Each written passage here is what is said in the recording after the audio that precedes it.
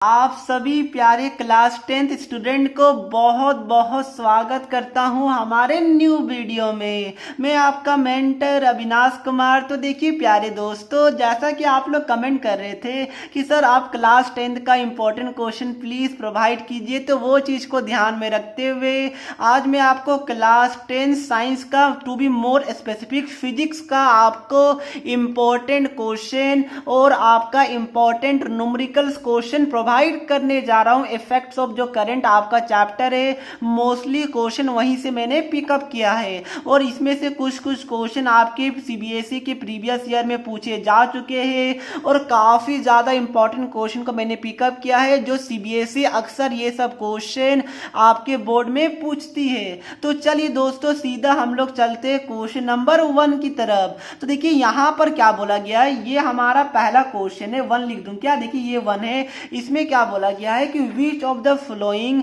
Does not represent electrical power in the circuit. ठीक है, मतलब क्या हो गया, यहाँ पर आपको बताना है कि ये 4 ऑप्शन में से कौन सा ऑप्शन पावर का करेक्ट फॉर्मूला नहीं दिया हुआ है।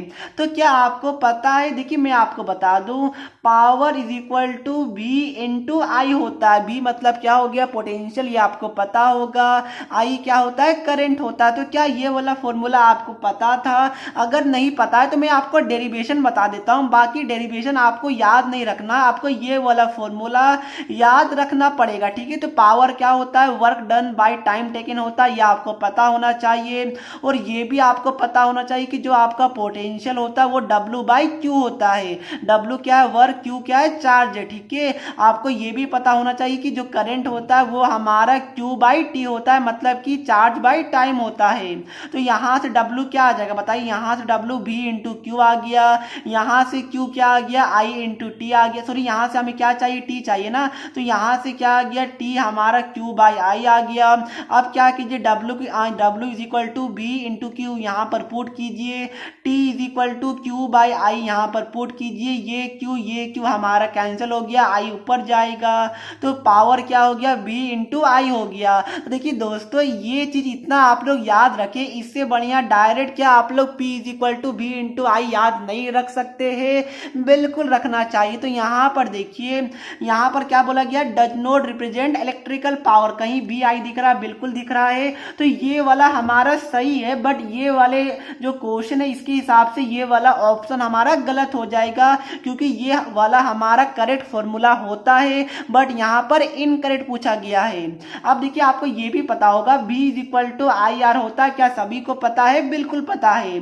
तो देखिए मैं यहाँ पर क्या कर रहा हूँ, V की जगह ये ओम्स लॉ होता है, तो V की जगह आई आर पुट करूँ, चलिए पुट कर देता हूँ, देखिए क्या आता है। तो V की जगह अगर मैं आई आर पुट करूँ तो ये वाला चीज हमारा क्या हो जाएगा, P is equal to I square R हो जाएगा। अब देखिए मतलब पावर का फॉर्मूला आई स्क्वायर आर बी होता है, मतलब ये वाला भी हमारा क्या हो गया, गलत हो गया, क्योंकि ये वाला सही फॉर्मूला है। अब देखिए यहाँ पर क्या है, अब हम लोगों ने क्या किया, अब देखिए हम लोग आई को एलिमिनेट करें, चलिए करते हैं। देखिए यहाँ से आई क्या आ जाएगा, आई हमारा V/R आएगा, बिल्कुल आएगा। तो यहाँ से देखिए क्या हो जाएगा, P is equal to V को V रहने देते हैं, आई की जगह V/R लिखते हैं, तो हमारा क्या आ गया बताइए, V²/R आ गया। कोई ऐसा ऑप्शन दिख रहा है? बिल्कुल दिख रहा होगा। तो ये वाला भी पावर का फॉर्मूला होता है, मतलब ये भी गलत हो गया। तो ये चारों में से पावर का फॉर्मूला कौन नहीं होगा, I/R²R, ये वाला पावर का फॉर्मूला नहीं होता है। तो मैंने आपको काफी ज्यादा डिटेल में पढ़ा दिया, फिलहाल इतना आपको जरूरत था नहीं। ये वाला देखिए कहाँ गया, ये पहला फॉर्मूला, ये वाला दूसरा फॉर्मूला और ये वाला तीसरा फॉर्मूला, ये तीनों आपके टिप में रहना चाहिए। अब देखिए दोस्तों, अब हम लोग चलते हैं सेकेंड क्वेश्चन की तरफ। तो इसमें क्या बोला गया, और ये वाला क्वेश्चन 2012 में पूछा जा चुका है ऑलरेडी सीबीएसई में। यहाँ पर क्या बोला गया है कि two identical resistors each of resistance 10 ohm are connected in series and parallel in turn to a battery of 6 ohm. देखिए यहाँ पर दो केस गिवन है। पहला क्या गिवन है कि दो हमारा, देखिए यहाँ पर 2 आइडेंटिकल रेजिस्टर है और दोनों का जो हमारा रेजिस्टेंस है वो हमारा 10 ओम है। मतलब क्या हो गया, पहला देखिए, पहला वाला चीज में क्या बोला गया, अगर हम लोग सीरीज में कनेक्ट करते हैं तो ये हमारा कुछ ऐसा होगा, क्या कुछ ऐसा ही सर्किट होगा, बिल्कुल होगा। ये क्या है, दोनों सीरीज में, दोनों 10 ओम का है और यहाँ पर बैटरी क्या है, 6 वोल्ट का है। ठीक है, ये हमारा क्या हो गया, सीरीज का हो गया। दूसरे केस केस में क्या बोला गया, पैरेलल में तो इसको हम लोग कनेक्ट करते हैं, ये हमारा 10 ओम का हो गया। उसके बाद पैरेलल में कैसे कनेक्ट किया जाता है, ऐसे किया जाता है ना, बिल्कुल किया जाता है। तो ये भी हमारा क्या हो गया, 10 ओम का हो गया।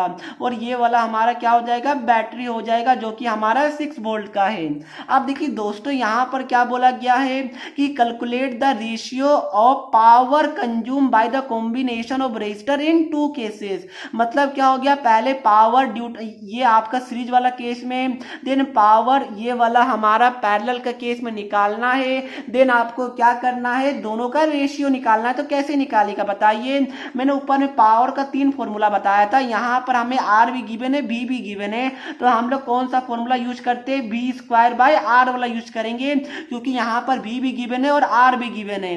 अब देखिए इसका आर नेट क्या होगा, सीरीज में तो दोनों सिंपली ऐड हो जाएगा, तो 10 + 10 हमारा क्या हो जाएगा, 20 ओम हो जाएगा। यहाँ पर आर नेट कैसे निकलेगा, पैरेलल के केस में 1/r net is equal to 1/r1 + 1/r2 होता है, जो हमारा कितना आ गया बताइए, 1/5 आ गया। जो यहाँ से हमारा क्या आ गया, आर नेट हमारा 5 ओम आ गया। अब यहाँ पर पावर निकालिए, बी स्क्वायर आर होता है, तो बी स्क्वायर को बी स्क्वायर ही रहने दे, क्या रहने दीजिए, क्योंकि यहाँ पर भी 6 है, यहाँ पर भी 6 है, हमारा एक ही बात है। और यहाँ पर आर क्या आ गया, 20 आ गया। यहाँ से हमारा पावर क्या आएगा बताइए, यहाँ से power B square by R आएगा, तो यहाँ से आर क्या है, आर हमारा 5 आ गया। तो क्या सभी दोस्तों को यहाँ तक समझ में आ चुका है, वेरी गुड। देखिए कैलकुलेशन को आसान बनाइए, बी का वैल्यू पुट करने का जरूरत है क्या, बिल्कुल नहीं। इसको मैं P1 मान लेता हूँ, इसको मैं P2 मान लेता हूँ। हमें क्या निकालना है, P1/P2 निकालना है, जो कि बी स्क्वायर बाय 20 आ गया, ये भी बी स्क्वायर बाय 5 आ गया, ये वाला हमारा कटेगा, ये वाला हमारा 4 टाइम्स में कटेगा, तो हमारा रेशियो क्या आ गया, 1:4 आ गया। और यही वाला हमारा क्या हो जाएगा, आंसर हो जाएगा। तो क्या सभी प्यारे बच्चों को बिल्कुल अच्छे तरीके से समझ में आ चुका है, वेरी गुड। अब देखिए सेकंड वाले क्वेश्चन में क्या बोला गया है कि list 2 factors on which resistance of a conductor depend upon. अब देखिए रेजिस्टेंस किस किस फैक्टर में डिपेंड करता है। बच्चे गलती कहाँ करेंगे, बच्चे को दिमाग में आता है ओम्स लॉ। ओम्स लॉ मतलब कि V = IR। बच्चे क्या लगते हैं, आर जो हमारा, ये तो हमारा V और I पे डिपेंड करता है, बच्चे लिख देंगे V और I पे डिपेंड करेगा, जो कि बिल्कुल गलत है।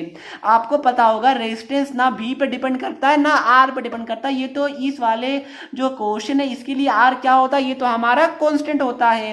अब देखिए मतलब क्या हो गया, आपको पता होगा R = क्या होता है, रो, मतलब ये हमारा क्या हो गया, रेजिस्टिविटी इनटू लेंथ बाय हमारा एरिया। ये वाला हमारा रेजिस्टेंस का क्या होता है, एक्चुअल फॉर्मूला होता है। यहाँ से देखिए जो हमारा R है वो हमारा डायरेक्टली प्रोपोर्शनल टू L है, और जो हमारा R है यहाँ से क्या है, इनवर्सली प्रोपोर्शनल टू A है। यहाँ पर L क्या, length of the conductor, A क्या है, एरिया ऑफ क्रॉस सेक्शन। तो यहाँ से R किस पे डिपेंड करेगा, लेंथ पे डिपेंड करेगा और एरिया ऑफ क्रॉस सेक्शन पे डिपेंड करेगा।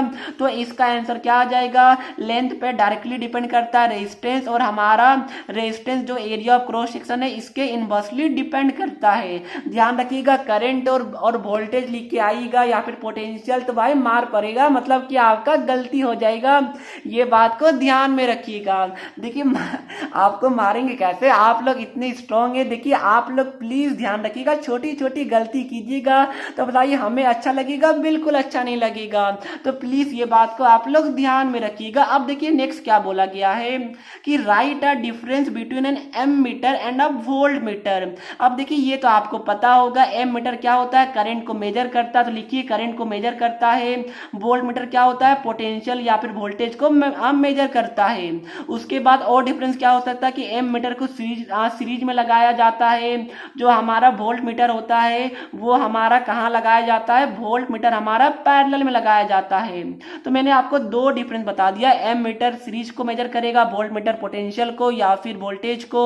एमीटर सीरीज में लगाया जाएगा, वोल्ट मीटर पैरेलल में लगाया जाएगा, ये बात को ध्यान में रखिएगा। देखिए ये वाला पूरा क्वेश्चन मिला के आपका 5 मार्क्स का क्वेश्चन था। आई होप दोस्तों आपको अच्छे से समझ में आ गया होगा। अब देखिए ये वाला क्वेश्चन को आप लोग पढ़िए, तब तक मैं पानी पी लेता हूँ। अब देखिए दोस्तों, ये थर्ड क्वेश्चन में क्या बोला गया है कि state the SI unit of potential difference. अब देखिए पोटेंशियल डिफरेंस का एसआई यूनिट क्या होता है, आपको पता होगा। यहाँ पर वोल्ट होता है, भी होता है, तो आपको पता होगा, क्या पता होगा, फॉर्मूला भी पता होगा, V is equal to I R होता है। आपको क्या बोला गया, देखिए कि आपको जो एसआई यूनिट होता है उसको स्टेट कीजिए, मतलब कि स्टेटमेंट आपको बताना है। तो कैसे होगा बताइए, ये वाला देखिए, ये वाला हमारा होता है, क्या होता है बताइए, B is equal to I R होता है, ये आपको पता होगा। और B क्या है, हमारा पोटेंशियल डिफरेंस, जिसका SI यूनिट क्या होता है, वोल्ट होता है। तो क्या डिफाइन नहीं कर सकते, अगर 1 एम्पियर का करंट और 1 ओम, ये आप लोग स्टेटमेंट होगा, इसको डिफाइन कर लीजिए, या फिर डायरेक्ट फॉर्मूला दे के भी आप लोग इसको लिख सकते हैं। फिलहाल SI unit of potential difference क्या होता है, वोल्ट होता है। और यहाँ पर क्या बोला गया कि name the device use to measure it, ये क्या होता है, कौन सा डिवाइस हमारा पोटेंशियल डिफरेंस को मेजर करता है, वोल्ट मीटर। मैंने आपको ऊपर भी बताया था, तो इसका आंसर क्या हो जाएगा, वोल्ट मीटर। तो पहला क्या हो जाएगा, वोल्ट, और यहाँ पर वोल्ट मीटर। आई होप दोस्तों आपको समझ में आ गया होगा। अब देखिए नेक्स्ट क्वेश्चन में क्या बोला गया है कि name the physical quantity which is same in all the resistors when they are connected in series. मतलब क्या हो गया, देखिए सपोज कीजिए कि आपका कुछ ऐसा सर्किट है, कुछ भी ऐसा सर्किट है, ये सीरीज का सर्किट है, ठीक है। अब देखिए आपको क्या बोला जा रहा है कि ये जो सीरीज का जो सर्किट है, जो इसमें बताइए कि कौन सा एक ऐसा फिजिकल क्वांटिटी जो सभी रेजिस्टर में सेम होता है। तो आपको पता होना चाहिए कि सीरीज के केस में सभी रेजिस्टर में हमारा जो करंट है वो इक्वल होता है, और पैरेलल के केस में जो हमारा भी होता है वो हमारा क्या होता है, इक्वल होता है सभी रेजिस्टर के केस में। तो इस वाले क्वेश्चन का क्या हो जाएगा, सीरीज है इसलिए हमारा क्या हो जाएगा, इलेक्ट्रिक करंट हो जाएगा। बट पैरेलल पूछता तो हमारा क्या हो जाता, पोटेंशियल डिफरेंस हो जाता, या फिर वोल्टेज हो जाता। तो क्या सभी बच्चे को समझ में आ गया, वेरी गुड। अब देखिए लास्ट वाला क्वेश्चन भी बिल्कुल similar to the question number 2 है। यहां पर क्या बोला गया कि right the formula for resistance in term of rho, मतलब कि रेजिस्टिविटी, L मतलब length of the conductor, A मतलब एरिया ऑफ क्रॉस सेक्शन, मैंने आपको जस्ट बताया, R is equal to rho L by A होता है। ये वाला क्या हो गया, हमारा आंसर 1 मार्क्स आपको मिल जाएगा। अब देखिए क्या बोला जा रहा है, if the area of cross section of the wire is mode A/3 और हमारा 3A, then find the resistance in each case. मतलब क्या हो गया, देखिए यहाँ पर आपको 2 केस गिवन है, यहाँ पर जो एरिया उसको A/3 कर दिया गया, और दूसरे केस में क्या कर दिया गया, जो एरिया है उसको 3A कर दिया गया।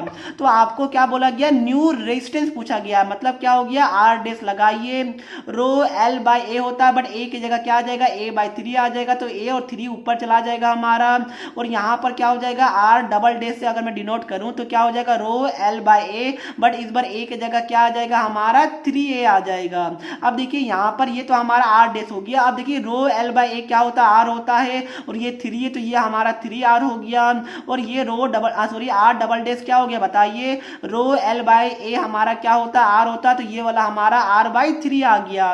तो ये वाला क्या हो गया, ये दोनों, या फिर आप लोग यहाँ पर भी आंसर छोड़ सकते हैं, ये हमारा क्या हो जाएगा, आंसर हो जाएगा। अब देखिए यहाँ पर क्या बोला गया कि right in which case it will be maximum and minimum. ठीक है, तो देखिए यहाँ पर रेजिस्टेंस क्या हो रहा है, मैक्सिमम हो रहा है, और यहाँ पर रेजिस्टेंस 3 टाइम्स डिक्रीज हो रहा है, और यहाँ पर रेजिस्टेंस हमारा 3 टाइम इंक्रीज हो रहा है। तो इस वाले केस में क्या हो जाएगा, जो रेजिस्टेंस है वो हमारा मैक्सिमम हो जाएगा, और इस वाले केस में जो हमारा रेजिस्टेंस है वो हमारा क्या हो जाएगा, मिनिमम हो जाएगा। कितना सिंपल था बताइए।